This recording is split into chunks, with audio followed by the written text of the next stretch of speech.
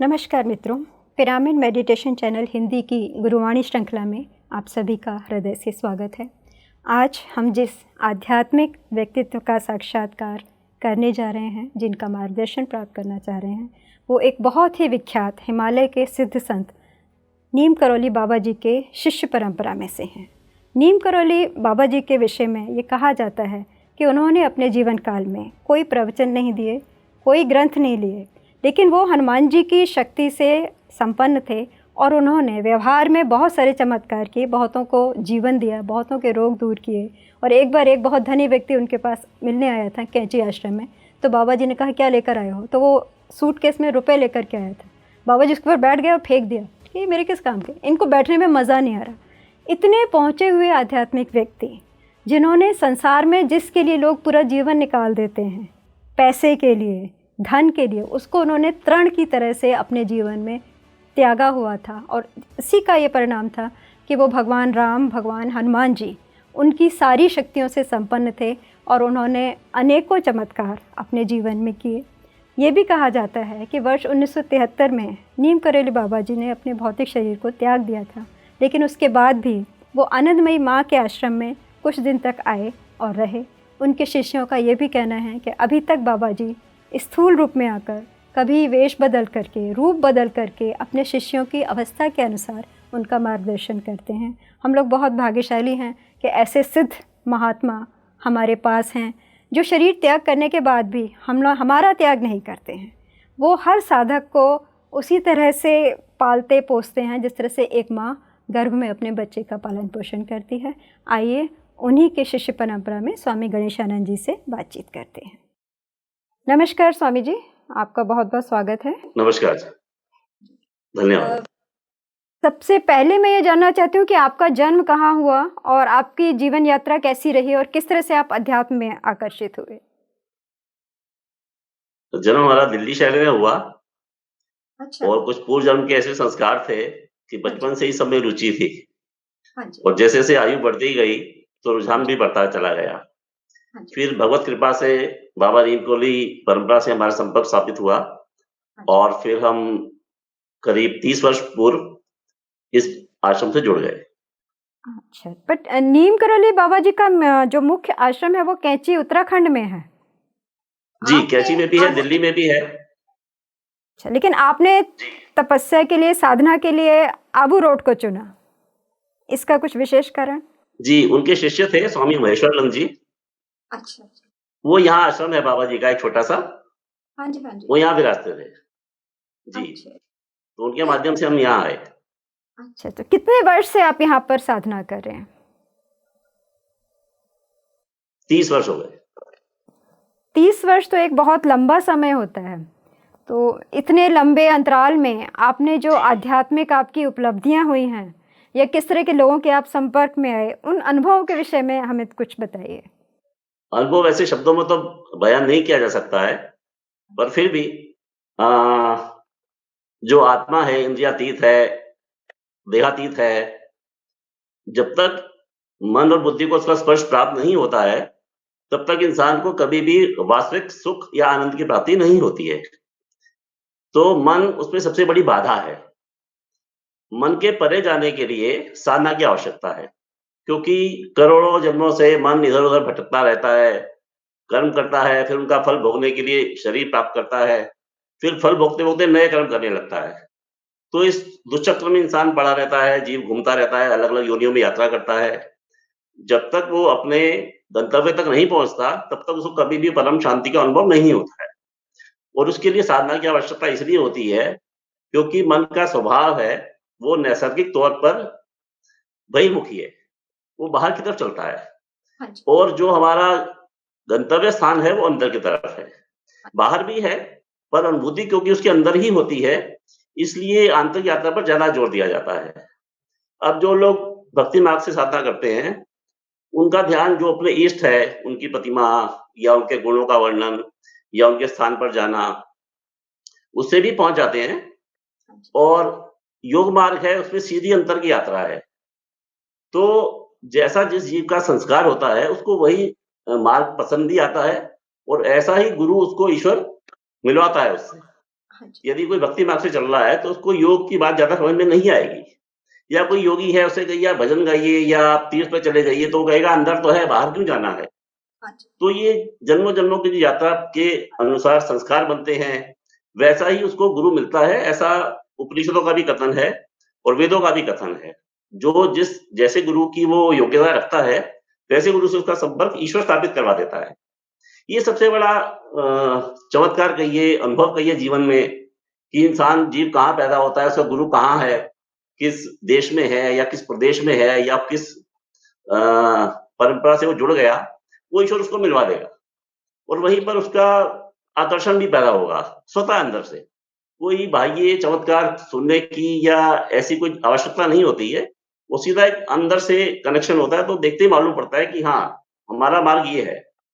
तो जुड़ जाता है, फिर धीरे-धीरे अनुभव प्राप्त होने लगते हैं, अतीन्द्रिय अनुभव भी होते हैं, ऊपर के लोगों का दर्शन भी होता है, विचरण भी होता है और पूर्वाभास होने लगते हैं। ऐसे बहुत तरह की अनेकों-अनेक घटनाएँ, वो सब साधकों के साथ अलग-अलग होती हैं। इसको ऐसा नहीं कह सकते कि अगर 100 लोग एक ही मार्ग से साधना कर रहे हैं, तो सबके अनुभव भी अलग-अलग ही होंगे। वो कभी आपस में मिल नहीं सकते। नीम करौली बाबा जी के विषय में बहुत सारी कथाएँ हमने सुनी हैं कि एक बार वो गाड़ी से जा रहे थे तो पेट्रोल खत्म हो गया। जी, तो उन्होंने ड्राइवर से कहा कि गंगा जी में से पानी डाल दो जी, और वो पानी पर उनकी गाड़ी चल दी जी, और बाद में उन्होंने जो था उतना पानी जो था वो गंगा जी में जी। वापस कर दिया। मतलब वो इतने ऊँचे थे कि जो गंगा जी की जो आधिदैविक रूप है उनके संग उनका संपर्क था। जितने भी पदार्थ हैं संसार में, वो हाँ सब जी। पंच महाभूतों से बने हैं, ठीक है? हाँ जी, ठीक है। और एक एक विशेष प्रक्रिया के तहत या एक समय सीमा के तहत उनका निर्माण होता है। आज हाँ बीज जी। डालेंगे तो कोई पौधा 1 महीने में निकलता है, कोई 10 साल में पेड़ बनेगा, कोई 100 साल रहता है। तो एक प्रक्रिया है, ठीक है? समय के अनुसार और ऋतु परिवर्तन के अनुसार उसमें परिवर्तन आएगा। जैसे पानी पेट्रोल बनता है। अब जो भी समुद्र में से आपने पेट्रोल की बात की, तो पेट्रोल निकला समुद्र में से, हाँ तो वो जी। भी पानी ही था किसी समय पर। आज से हाँ मान जी। लीजिए 10,000 साल पूर्व या 20,000 साल पूर्व वो पानी ही था या कोयला हाँ हीरा जी। बन गया, ठीक है? हाँ जी। तो एक हाँ जी। प्रक्रिया से बना वो और एक समय सीमा लगी उसके अंदर। हाँ तो जी। जो ऐसे सिद्ध पुरुष होते हैं उनमें एक जैसे आपने अष्टसिद्धियों के बारे में सुना होगा, तो हाँ जी। वो ईश्वर की कृपा से कोई सिद्धि प्राप्त हो जाती है, तो वो समय सीमा को जिसे कहते हैं ना सदियों का काम क्षण में उसने कर दिया कि ये पानी अगर मान लीजिए 10 साल में पेट्रोल बनना चाहिए था, हाँ तो जी। 10 साल के पीरियड से वो उसमें उन्होंने 1 सेकंड में उसको पहुँचा दिया संकल्प मात्र से। तो जैसे एक बात फूल बताइए है, हाँ जी। अब फूल हाँ लगेगा जी। मान लीजिए 6 महीने तक, हाँ जी। तो वो उसको 1 साल में कर सकते हैं, क्योंकि है तो वो मिट्टी ही। हाँ जी। मतलब जिनकी आत्मा बहुत वो तो बने मिट्टी से ही है। विकसित है, वो पंचभूतों को संकल्प के द्वारा उसमें परिवर्तन लेकर के आने की क्षमता उनमें आ जाती है। ये बात मुझे समझ में आई। जी, बिल्कुल, बिल्कुल। तो आध्यात्मिक मार्ग में लोगों को प्रयास ये करना चाहिए कि आत्म साक्षात्कार पर ध्यान दें, ना कि अपनी प्रशंसा, ख्याति जी, और सिद्धि पर दें। परमहंस योगानंद जी जिस समय रांची में रहते थे तो उन्होंने एक अनुभव बताया है कि उनके पास एक हिरण का बच्चा था और उससे उनको बहुत लगाव हो गया था। तो एक बार वो कहीं गए हुए थे तो बच्चों ने उनको ज़्यादा दूध पिला दिया तो उस बच्चे की हिरण के बच्चे की बिल्कुल वो मरणासन्न हो गया, ऑलमोस्ट डेथ ही हो गई थी। लेकिन परमहंस जी ने उसके लिए प्रार्थना की जी, और वो उसके प्राण वापस आ गए। लेकिन जब वो रात को सोए तो हिरण की आत्मा ने उनसे कहा कि मैं जाना चाहता हूँ, तुम मुझे क्यों रोक रहे हो? क्यों लोग ठीक है। जी, बिल्कुल, तो ऐसा ही होता है। ईश्वर रहस्य ईश्वर से सर्वत्र है, फिर भी किसी को नज़र हाँ नहीं जी, आ रहा। हाँ जी, सर्वत्र है, सब समय है, सब जगह पर है, हाँ फिर भी जी, किसी को नज़र नहीं आ रहा, तो ईश्वर हाँ हमेशा जी। गुप्त रहना चाहता है और जीव अच्छा, अपने आप को प्रकट करना चाहता है, कि देखो मैं ओह! ये हूँ, मेरे पास ये है, मेरे पास ये शक्ति है, या ये संपदा है, या ये पदवी है, हाँ कुछ जी, भी। हाँ, वो ईश्वर उल्टे है, सारी सिद्धि उसके पास है, सारी संपदा उसके पास है, सारी शक्तियाँ हाँ, उसके पास हैं, वो फिर भी छुप के रहना चाहता है। आप हाँ देखिए, जी, आप भी कब से साधना करती हैं, कितना हम 50 तरह का प्रयास करते हैं, भक्ति भी करेंगे, योग भी हाँ, करेंगे, ध्यान भी करेंगे, ज्ञान भी लेंगे कि हम शरीर नहीं हैं, हम शरीर से परे हैं, फिर हाँ भी जी, साक्षात्कार नहीं हो पाता, है ना? तो क्योंकि ईश्वर तो गुप्त है, बड़ा मुश्किल से प्रकट करता है किसी के ऊपर अपने आप को, बहुत मुश्किल से। इसीलिए मोक्ष नहीं होता। अब सिद्धि मान लीजिए आई और वो खर्च हो जाती है, ऐसा हमने बहुत जगह देखा भी है। सिद्धि आई, अब 5 साल, 10 साल उससे खूब प्रसिद्धि मिल गई, खूब हाँ जी, समाज जुड़ गया उसके साथ। फिर हाँ अचानक जी, पता चलता है वो खत्म हो गई। हाँ जैसे जी, जैसे धन संपदा है। आप कितना कमा लें फिर खर्च करना शुरू कर देंगे तो एक समय पर वो समाप्त हो जाएगा। तो यहाँ भी ऐसा ही है। हाँ, लेकिन ये कभी कोई ऐसा ईश्वर की प्रेरणा से लगा कि हाँ, इनके लिए ऐसा करना चाहिए, तो वो हो जाता है।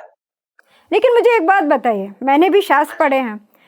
भक्ति में अगर आपको ध्यान में किसी आपके इष्ट का दर्शन हो जाता है, उनसे बातचीत हो जाती है या खुली आँखों से भी आपके सामने आपके इष्ट आ जाते हैं, तो क्या वो साक्षात मतलब उससे ये कन्फर्म हो गया कि भौतिक शरीर छोड़ने के बाद आप उस देवता के लोक में प्रवेश कर पाएँगे? जब शरीर छूटेगा, उस समय क्या स्थिति है आपके मन की? एक सूत्र है उपनिषद का, मनेव मनुष्याणाम कारणम बंधन मोक्षया। और मन कैसा है? एक क्षण में बदलता है, एक क्षण में बदल जाता है। जितनी बार सांस अंदर जाती है, 21,600 बार सांस लेता है आदमी एक दिन में, 21,600 बार। तो जितनी सांस अंदर जाती है उतने संकल्प पैदा होते हैं, और उसमें से कुछ संकल्प के साथ हम बंध जाते हैं कि मन में आया तो ये करना ही है, चाहे वो 2 महीने बाद होगा कि 2 साल बाद होगा कि 10 साल बाद होगा, उसको करना ही है। तो ये जो दर्शन की आप बात करें, ये दर्शन आभास है बेसिकली। जो आपने कहा ना कि आपको स्वप्न में आपका इष्ट दिखा, उसने आपको कुछ कहा, वो हो भी गया, वो हो भी जाता है, ठीक है?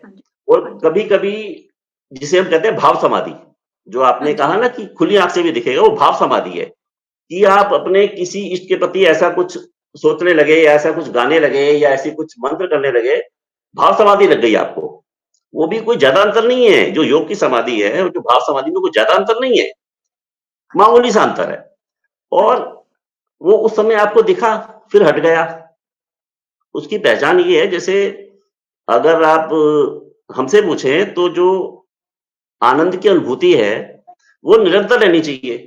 अब जैसे मान लीजिए कभी आपको दिखा कोई देवता या इष्ट आपका दिखा, उस समय जो अनुभूति हुई, फिर थोड़े समय बाद वो नहीं रहती है।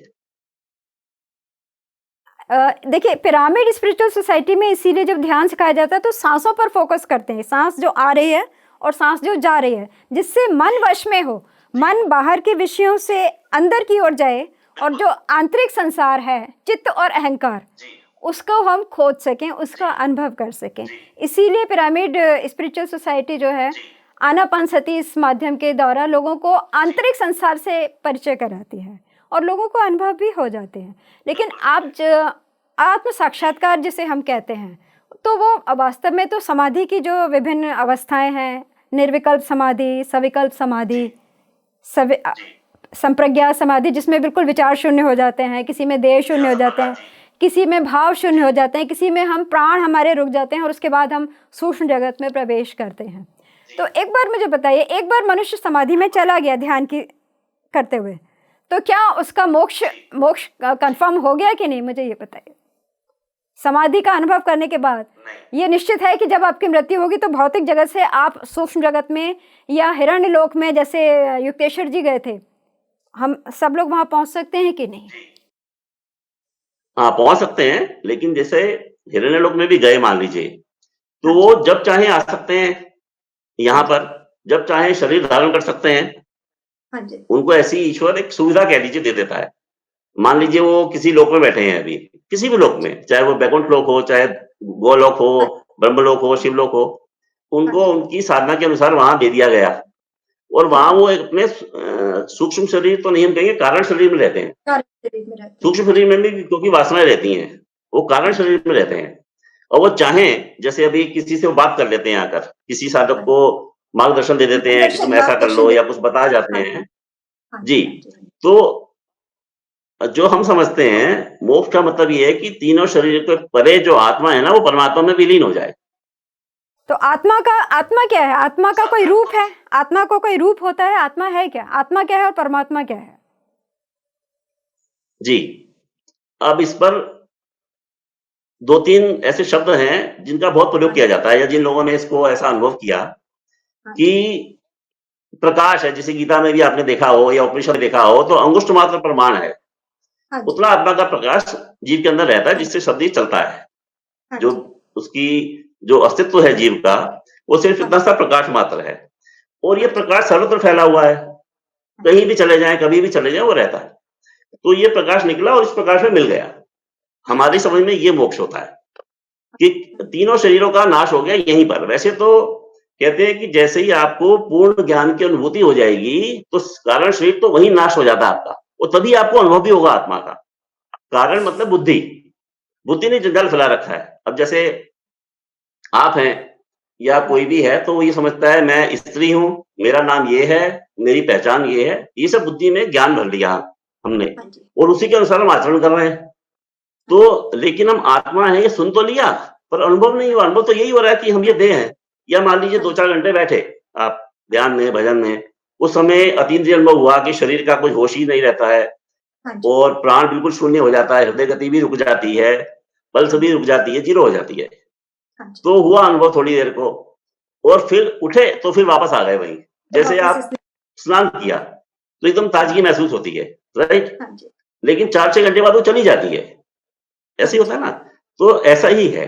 अब वो क्या है कि अगर प्राण आपका आनंदमय कोश में चला गया है, हाँ जी। तो ही मोक्ष की अवस्था है वो। सामान्यतः प्राण अन्नमय कोश में रहता है। आप नाभि को दबाकर देखें तो एक पल्पिटेशन मालूम पड़ती है। इसको हाँ प्राण जी। कहते हैं, ठीक है? हाँ हाँ जी। बाय डिफ़ॉल्ट ये सबका अन्नमय कोश में ही होता है, क्योंकि जब माँ के अन्नमय पेट से को बच्चा आता है, तो हाँ वो जी। गर्भनाल उसकी नाभि से जुड़ी होती है, ठीक हाँ है? जी। हाँ जी। तो वहाँ से अस्तित्व है उसका। अब तीनों शरीरों का जो बंधन है वो यहीं पर है, नाभि में है आपकी। ये मैं और जैसे ही साधना करेंगे तो प्राण अन्नमय कोश को छोड़ेगा, यानी कि स्थूलता हाँ जी। और अभिमान उसको छोड़ेगा वो, या छोड़ेंगे छोड़ेगा। तब ऐसी स्थिति बनेगी। हाँ और जी। प्राण उठ के फिर जाएगा प्राणमय कोश में। प्राणमय कोश में जाते ही आपको बहुत सारे अनुभव होने लगते हैं, दुनिया भर के। हाँ जी। वो किसको क्या होगा ये कोई निश्चित तौर पर नहीं ये कह कहा सकता नहीं कि जा किसको क्या अनुभव हाँ होगा, जी। लेकिन कुछ अलौकिक अनुभव होने लगते हैं। हाँ जी। प्राणमय कोश में जाने से क्या आपको प्राण का मालूम पड़ेगा कहाँ-कहाँ जा रहा है ये शरीर में, किस-किस चक्र में जा रहा है, किस चक्र में स्पंदन महसूस होता है आपको। फिर लेकिन होगा क्या, जैसे ही उठेंगे, वो वापस अपनी जगह पे आ जाएगा। वो वापस वहीं फिर बाहर आने बैठिए, लगता है। इसीलिए हाँ जी। इसमें वापस आएगा। और अगर बैठे रहे, मान लीजिए आपने नियम बना लिया कि नहीं मेरे को तो 4 घंटा, 6 घंटा बैठना ही है। फिर हाँ जी। ऊपर मनोमय कोश की तरफ गति करने लगेगा। हाँ जी। मनोमय कोश में अगर गति हो गई हाँ जी। और प्राण स्थिर हुआ, तब आप ईश्वर के दर्शन के योग्य बने। दर्शन होगा नहीं, योग्य बन जाएँगे उसके। अच्छा। क्योंकि मनोमय कोश में क्या है, आपकी सब ज्ञानेंद्रियाँ, कर्मेंद्रियाँ और मन सब रुक जाते हैं। हाँ जी। पाँचों ज्ञानेंद्रियाँ, पाँचों कर्मेंद्रियाँ और मन सब रुक जाएगा आपका। तो प्राण आया मनोमय कोश में। यहाँ पर हाँ आप योग्य हो गए कि ईश्वर का दर्शन आपको हो सकता है। जी। फिर उसके ऊपर चलें, तो हाँ जी। विज्ञानमय कोश है। हाँ जी। यहाँ पर विज्ञानमय कोश में हमारी बुद्धि रहती है और ज्ञानेंद्रियाँ रहती हैं। क्या सब ज्ञान है। अब आपने योग में पढ़ा होगा कि जब जीव स्वप्न में विचरण करता है, तो उसका प्राण जो है, हिता नाम की नाड़ी में आता है, जो कि कंठ प्रदेश में है। तो हाँ स्वप्न जी। देखता है वो। अब हाँ स्वप्न जी। में क्या होता है, वो क्या-क्या रच लेता है अपने कल्पना से। हाँ जी। पूरी सृष्टि रच लेता है अपनी एक नई, हाँ, बिल्कुल। और उसमें विचरण करेगा, खुद ही अपने आप को देखता है। सबसे अच्छी इसमें समझने की बात है, अपने आप को स्वयं भी देखेगा कि हाँ एक तो जी। शरीर लेटा है, स्थूल शरीर, वो सूक्ष्म शरीर तो स्वप्न देख रहा है, तो कारण शरीर हाँ कुछ कर रहा है उसके अंदर। वो भी एक वासना पूर्ति का तरीका है कि सूक्ष्म वासना है तो सूक्ष्म तरीके से पूरी हो जाएँगी फिर वो। हाँ जी। और उठा तो कुछ नहीं है, जैसे ही स्वप्न से उठा, ना तो कोई सृष्टि थी, ना वो था। तो जैसे मालूम वहाँ पड़ा वो तो जब तक दिख रहा था, भ्रम हो हाँ रहा जी। था कि सच है। जैसे हाँ ये लोग हैं, जी। अभी हम जागृत अवस्था में हैं तो उनको सब सच दिखाई पड़ रहा है, हाँ जी। और जैसे ही सोएँगे ये सब झूठ हो जाएगा। हमको अपना अस्तित्व ही मालूम ही नहीं पड़ेगा कि हम कौन हैं? हैं भी कि बिल्कुल। नहीं है? पूरा जगत खत्म। हाँ जी। ये तुरीय अवस्था। तुरीय अवस्था में चला जाता है जो सुषुप्ति में जीव है। अब तुरीय अवस्था अगर जागृत अवस्था में आपको अचीव हो गई, तो आपका काम हो गया खत्म अब। फिर शरीर है नहीं है मालूम नहीं पड़ता है। जैसे वो अर्जुन के रथ पे हनुमान जी बैठे थे और रथ जल गया, लेकिन हाँ दिख जी। रहा था, लेकिन था नहीं।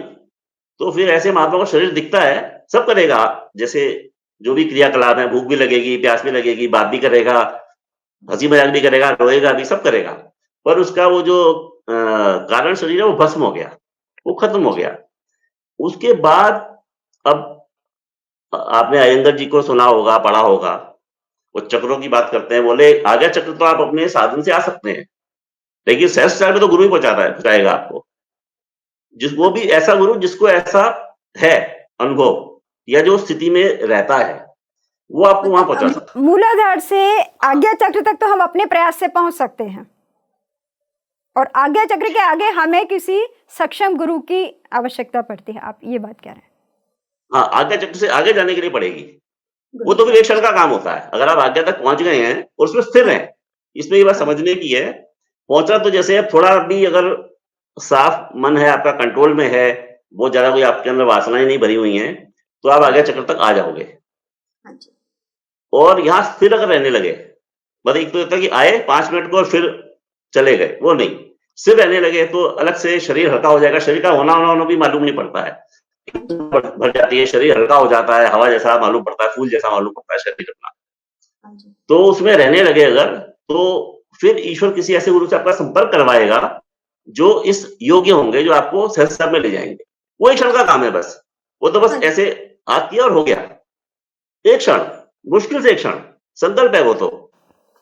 स्वामी जी, आप 30 वर्षों से साधना कर रहे हैं, तो आपने भी बहुत से साधकों का मार्गदर्शन किया होगा इस दौरान। आज के परिप्रेक्ष्य में जो माहौल है, जो लोगों की शारीरिक समस्याएं हैं, जो पारिवारिक स्थितियां हैं, जो आर्थिक अस्थिरता है जीवन में, उसमें एक साधक को जो आध्यात्मिक उन्नति करना चाहता है, कौन सा मार्ग उसको अपनाना चाहिए? योग की बात करें अगर, हाँ जी। तो ध्यान तो 7वीं सीढ़ी है अष्टांग योग में, 7वीं सीढ़ी है। प्राणायाम क्यों करवाते हैं? क्योंकि मन बना ही वायु से है। हाँ जी, वायु तत्व। मन का जो निर्माण है वो वायु तत्व से ही वायु हुआ तत्व। है। हाँ जी। तो जैसे ही शरीर में वायु जाती है, मन चलने लगता है। तो भक्तों ने तो क्या किया, उस मन को मोड़ दिया ईश्वर के नाम के अंदर। नाम लेते रहेंगे, मंत्र जपते रहेंगे कि मन उसमें लगे हमारा।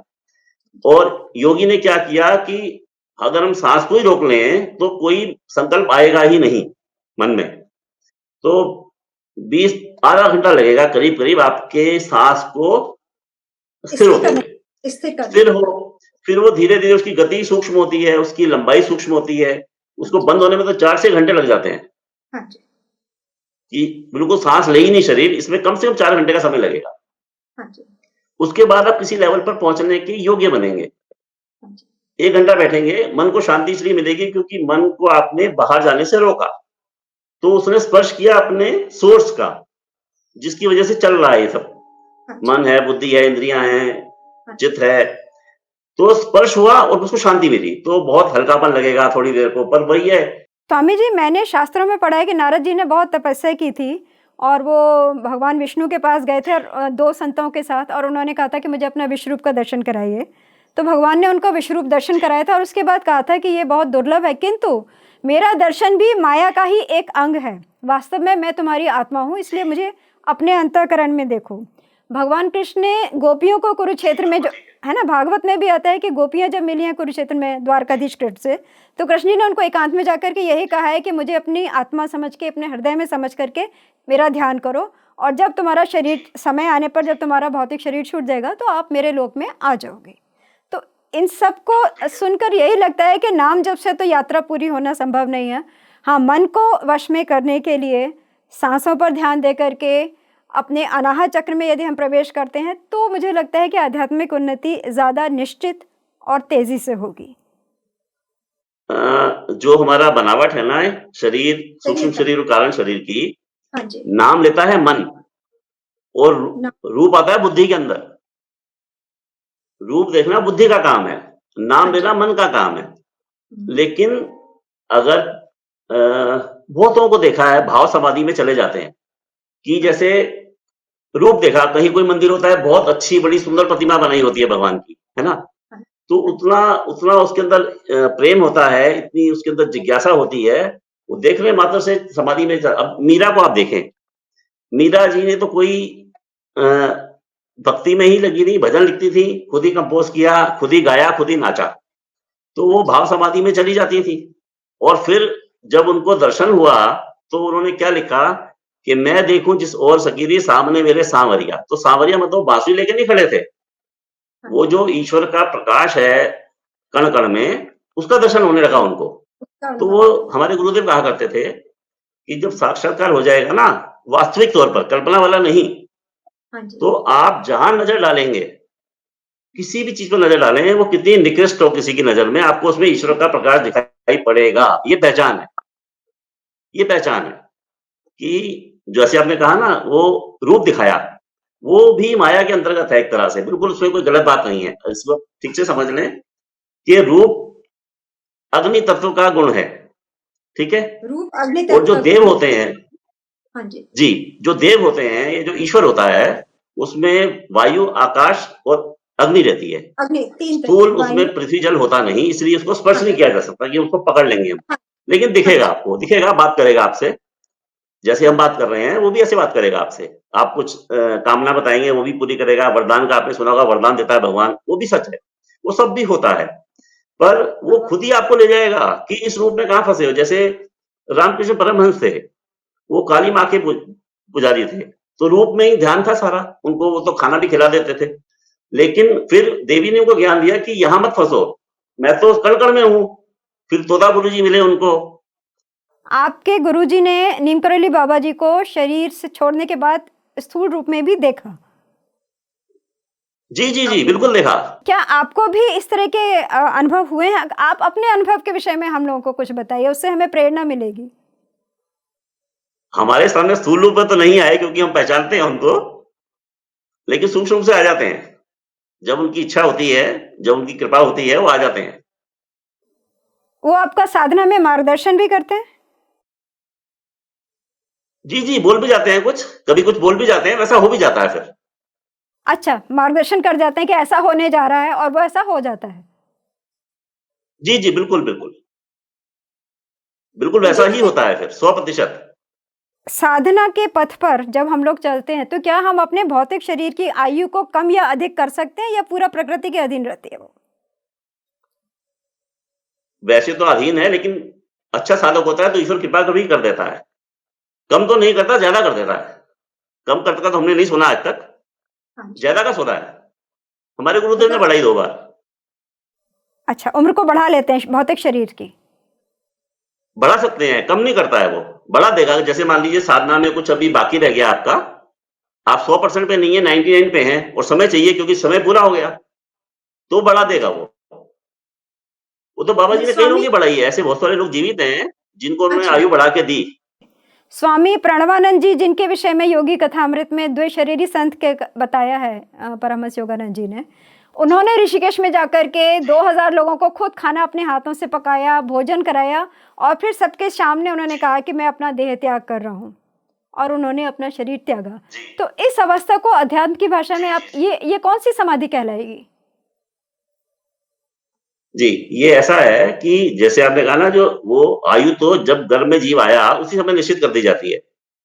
अच्छा। जिस क्षण आत्मा ने गर्भ में प्रवेश किया, हाँ उसी जी। समय उसकी आयु निश्चित कर दी गई, अच्छा। ईश्वर के विधान से। हाँ जी। अब जो भी थोड़ा, हम बहुत बड़े स्थिति की बात नहीं कर रहे, अगर थोड़ा-सा भी अच्छा साधक है ना, तो ईश्वर उसको बता देता है कि तुम्हारी आयु इतने दिन की है, तो आपको जो कार्य करना है, वो कर लीजिए आप। ऐसा बहुत साधकों के साथ होता है। इवन हमने देखा कुछ गृहस्थ भी ऐसे देखे हमने, जिनको उन्होंने बता दिया कि इतने दिन तुम्हारे पास और हैं अब, हाँ जी। हाँ उसमें आपको जो करना है कर लीजिए। जी। हाँ, ऐसा तो क्योंकि उससे फिर मालूम पड़ता है कि ये निश्चित था,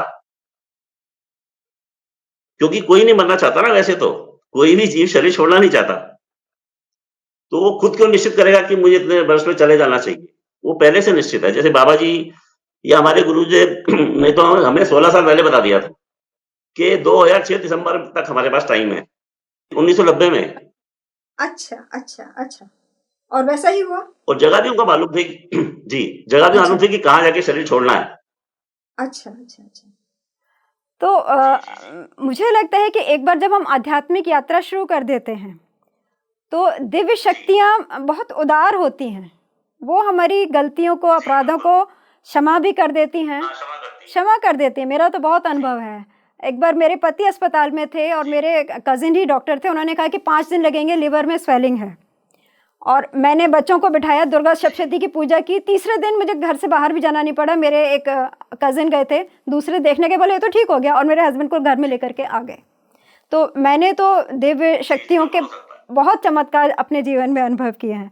इसीलिए मैं ये आपसे कहना चाह रही हूँ कि हमारे जो पिरामिड स्पिरिचुअल सोसाइटी में नए-नए साधक आ रहे हैं, उनको अभी आनापानसति के माध्यम से ये बताया जाता है कि आप एकांत में बैठिए और सांसों को आता जाता देखिए और अपने अंतर जगत की यात्रा कीजिए। नाम जप की बात नहीं है, मंत्रों की बात नहीं है, क्योंकि ये बड़ी quickest and the fastest track है उनको अंतर यात्रा कराने का।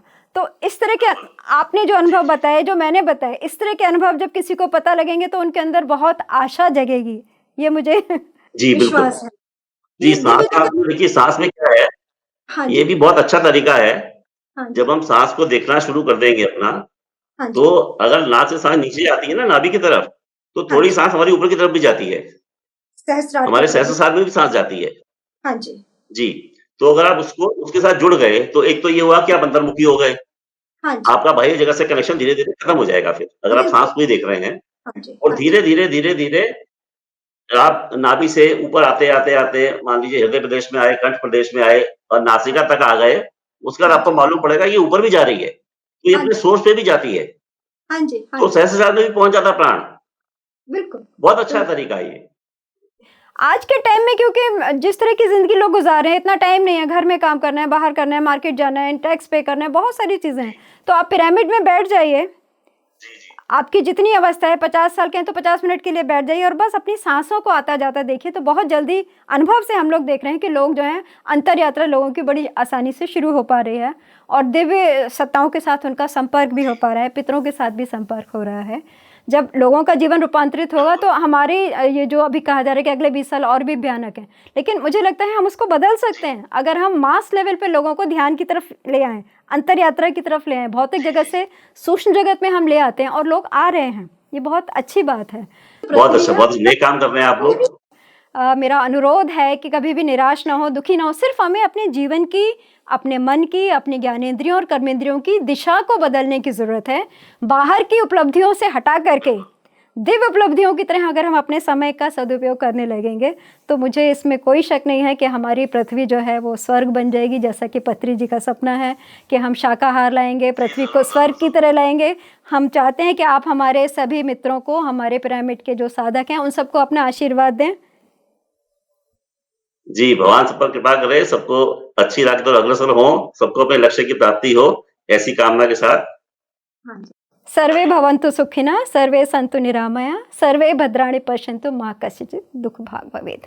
आपका बहुत-बहुत धन्यवाद स्वामी गणेशानंद जी। निश्चित तौर पे। नमस्कार। मंगल हो। जय। गुरुवाणी श्रृंखला में आज हमने स्वामी गणेशानंद जी का मार्गदर्शन प्राप्त किया। उन्होंने अपने बहुत से अनुभव हमें बताए, जिनसे मुझे लगता है हमें बहुत प्रेरणा मिलेगी, हमारा उत्साह वर्धन होगा और पिरामिड स्पिरिचुअल सोसाइटी के अंतर्गत हम सभी जो ध्यान का अभ्यास करते हैं, उन्हें ये पूरा विश्वास हो जाएगा कि वो पूरी तरह से दिव्य सत्ताओं के मार्गदर्शन में सुरक्षित हैं, संरक्षित हैं और मुझे उम्मीद है कि आगे भी हम इसी तरह से अन्य महात्माओं का मार्गदर्शन प्राप्त करते रहेंगे। तो बने रहिए इसी श्रृंखला में जब तक हम अगले दिव्य व्यक्तित्व का साक्षात्कार आप तक पहुंचाते हैं। नमस्कार।